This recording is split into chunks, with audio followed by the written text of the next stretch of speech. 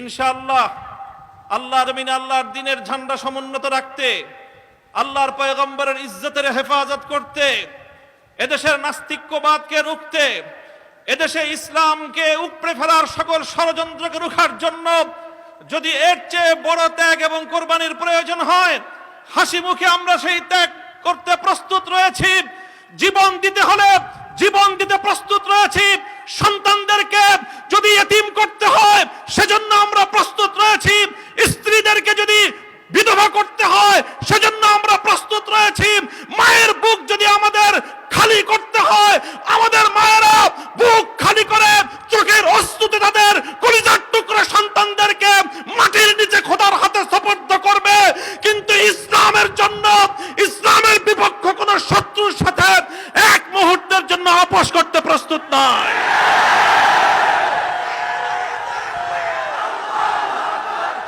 সময় কম, আমার স্পষ্ট পয়গাম, সব অন্যায়ের ক্ষমা রয়েছে, গাদ্দারি আর বিশ্বাসঘাতকতার কোনো ক্ষমা নাই।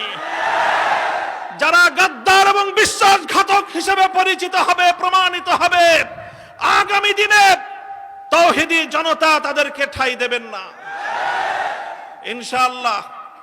ওলামায়ে কেরাম, হেফাজত নেতৃবৃন্দ যেভাবে শপথে বলিয়ান হলেন, যারা আমাদেরকে এভাবে সমর্থন যোগাচ্ছেন, আপনারা তো সমর্থন যোগাচ্ছেন, কিন্তু আপনারা কি কথাটা টের পান যে আপনাদের এই অভূতপূর্ব সমর্থনের কারণে রাষ্ট্রযন্ত্রের পক্ষ থেকে আমাদের উপর চাপটা কিন্তু আরো বেশি বেড়ে যায়। এই যে আজকে আমাদের উপরে এই অকথ্য নির্যাতন, এই যে লাঞ্ছনা, এই যে গঞ্জনা আমাদের উপর, কারণ এদেশের মানুষ আমাদেরকে ভালোবাসে, কারণ আমরা যেখানে যাই মানুষ আমাদের প্রতি আবেগ এবং উচ্ছ্বাস প্রকাশ করে।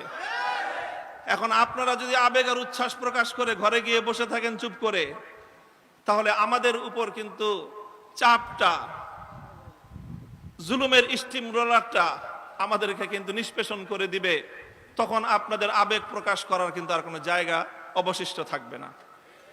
এই জন্য আমি আজ আমাদের আমির, এই জনপদের সকল আলেম ওলামার আমির, এই জনপদের কোটি কোটি তৌহিদি জনতার অবিসংবাদিত আধ্যাত্মিক রাহবার আল্লামা মুহিবুল্লাহ বাবুনগরীর এই মজমাকে সারা দেশের প্রতিনিধিত্বশীল মজমা হিসেবে গ্রহণ করে আমি এ জাতির কাছ থেকে জিজ্ঞাসা করতে চাই, আগামী দিনে ইসলামের কথা বলার অপরাধে, আল্লাহর পয়গম্বরের ইজ্জতের পক্ষে কথা বলার অপরাধে শাপলা চত্বরের আমার ভাইয়ের রক্তে রঞ্জিত শাহাদাতের কথা বলতে গিয়ে হাটহাজারীতে আমার যে সকল সন্তানদের বুকগুলোকে জালিমের বুলেটের আঘাতে ঝাঁঝরাতে হতে হয়েছে, ব্রাহ্মণবাড়িয়ায় যেভাবে পাখির মতো গুলি করে আমার সন্তানদেরকে শহীদ করা হয়েছে, সেই সন্তানদের পক্ষে কথা বলতে গিয়ে আমাদের কণ্ঠ যদি আবার চেপে ধরবার চেষ্টা করা হয়, তাহলে আপনারা রাজপথে তার মোকাবেলা করবার জন্য প্রস্তুত থাকবেন কিনা?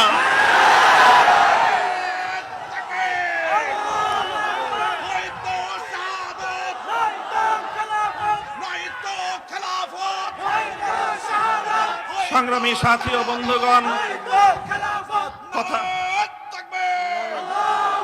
কথা দীর্ঘায়িত করার অবকাশ নেই। আমি আমার দীর্ঘ কারাবন্দিত্বের সময়ে আল্লাহ পাক রব্বুল আলামিনের রহমতের উপর আমার আস্থা, অবিচল বিশ্বাস ছিল যে আল্লাহ রব্বুল আলামিন নতিজা ভালো করবেন, উত্তম ফলাফল আমাদেরকে দিবেন, সে আস্থা এবং বিশ্বাস ছিল।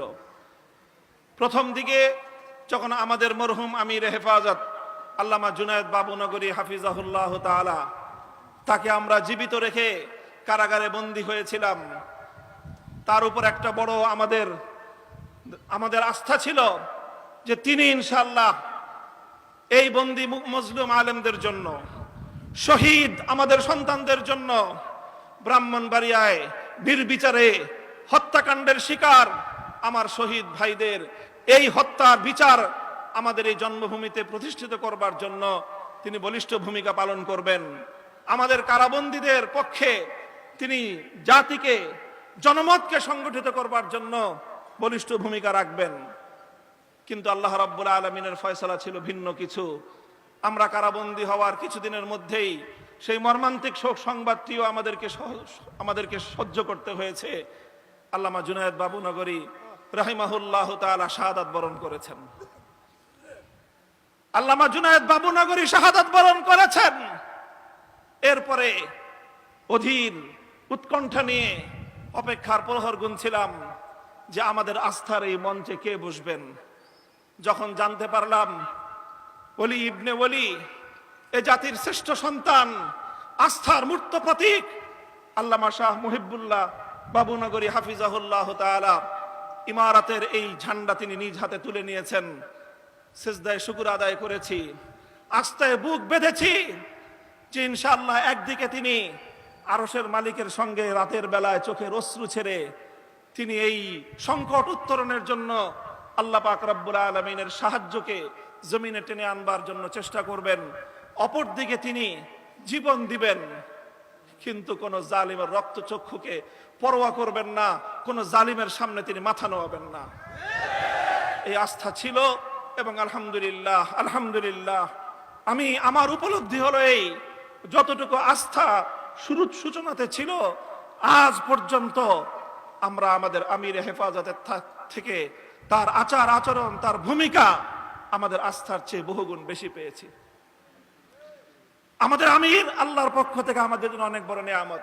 ইনশাআল্লাহ আমির হেফাজতের হাতকে যদি আমরা এভাবে শক্তিশালী রাখতে পারি, এদেশে আমাদেরকে জুলুম করতে পারবে, আমাদেরকে গুলি করে হত্যা করতে পারবে, কারাগারগুলোকে আমাদেরকে দিয়ে ভরপুর করতে পারবে। বাংলাদেশে কারাগারের সর্বমোট আসন হলো ৭০,০০০। কয় হাজার?